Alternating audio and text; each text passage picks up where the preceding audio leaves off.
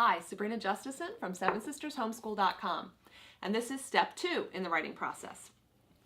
Step 1 was ideas, and if you haven't watched that video, you might want to watch that one first because writing is a sequential process and it's important not to skip over any steps.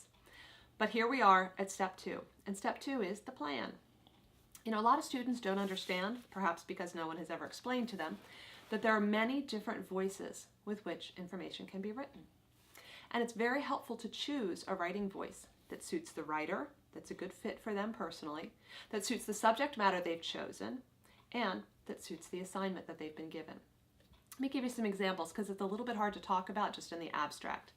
In the first video, we used an example of asking a child to write a descriptive piece about a favorite place to spend alone time, and they chose a hammock in the backyard. Okay, that's great, and we had wonderful ideas that they came up with when they were asked that question and had a conversation about it. But now we have to turn that into the choice of a writing voice. Perhaps your child has a poetic soul. Maybe they choose something like this. The warm lilac-scented breeze is just enough to keep me gently swaying, but not enough to ruffle the pages of my book.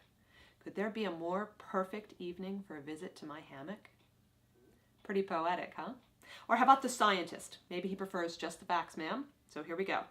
A hammock is, by its very design, perfect for wrapping its occupant in just the right kind of support. A post-dinner visit to our backyard hammock is a sure way to make me feel good. It's still descriptive, and it's still beginning a piece based on the same ideas, but with a very different voice. Maybe you have a drama queen at your house. Drama queens pull out all the stops. Snugly wrapped, swaying to and fro, the gentle repetition of a hammock's movements takes me back to the safety and comfort of my mother's womb. I am secreted away from the bustle of the world, and I can again be still and think great thoughts, or perhaps think nothing at all. Maybe it's a little over the top, but I don't know who lives at your house. How about the action lover? They can run with the idea.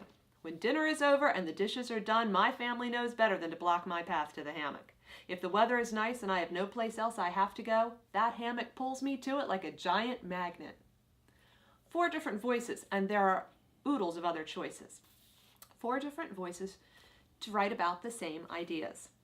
Now, be careful with this step because you're not actually writing the sentences that I just read to you. There's still no paper and pen involved. There's simply conversation with your student about what type of voice fits for their soul, what type of voice fits for the subject they've chosen, and what type of voice fits for the assignment, especially considering, is this a formal piece of writing or a very informal piece of writing?